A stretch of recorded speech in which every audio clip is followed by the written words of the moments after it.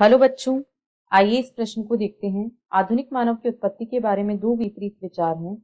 प्रथम मत के अनुसार एशिया में होमो इरेक्टस आधुनिक मानव के पूर्वज थे, लेकिन डीएनए की विभिन्नताओं का अध्ययन सुझाव देता है कि आधुनिक मानव की उत्पत्ति अफ्रीका में हुई। डीएनए विभिन्नताओं पर किस प्रकार का अवलोकन यह सुझाव देता है? विकल्प ए, अफ्रीका की अपेक्षा एशिया में अधिक विभिन्नताएं हैं। विकल्प बी, एशिया की अपेक्षा अफ्रीका में अधिक विविधताएं हैं। विकल्प सी, अफ्रीका और एशिया में समान विविधताएं हैं। या विकल्प डी, विभिन्नताएं केवल एशिया में हैं और अफ्रीका में विभिन्नताएं नहीं। इस प्रश्न की जो मुख्य अवधारणा वह है आधुनिक मानव की उत्पत्ति। आधुनिक मानव की उत्पत्ति।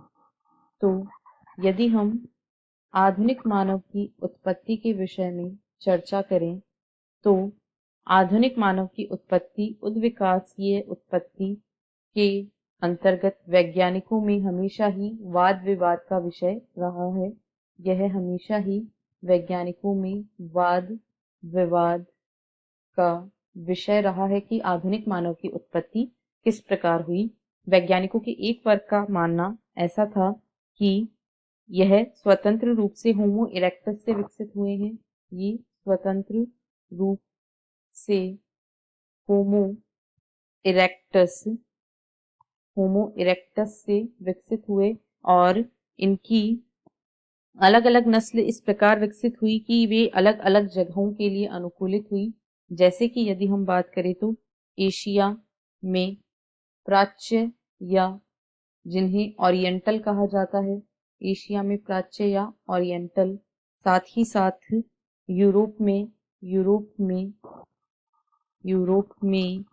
कोकेशियन यानी जो गोरी जाति के व्यक्ति हैं उन्हें कोकेशियन कहा जाता है। और इसी के साथ ऑस्ट्रेलिया में आदिवासी, इस प्रकार अलग अलग नस्लें जो हैं वो होमो इरेक्टस से स्वतंत्र रूप से विकसित हुई। जबकि जो दूसरा मत है उसके अनुसार यह मानना है कि जो माइटोकॉन्ड्रियल डीएनए अभी प्राप्त किए गए हैं उसके अनुसार वैज्ञानिकों का मानना है कि जो आधुनिक मानव है उसकी उत्पत्ति अफ्रीका से हुई है। और जो होमो सेपियंस के पूर्वज हैं वे जातियां अफ्रीका में एक ही पूर्वज होमो सेपियंस पूर्वज से उत्पन्न हुई हैं। अतः यह कहा जा सकता है कि अफ्रीका की तुलना में एशिया में अधिक विभिन्नताएं हैं, क्योंकि इस मत के अनुसार केवल एक ही जाति से सभी की उत्पत्ति हुई थी। यदि विकल्पों को देखें तो विकल्प ए इस प्रश्न का सही उत्तर है। अफ्रीका की अपेक्षा एशिया में अधिक विभिन्नताएं हैं।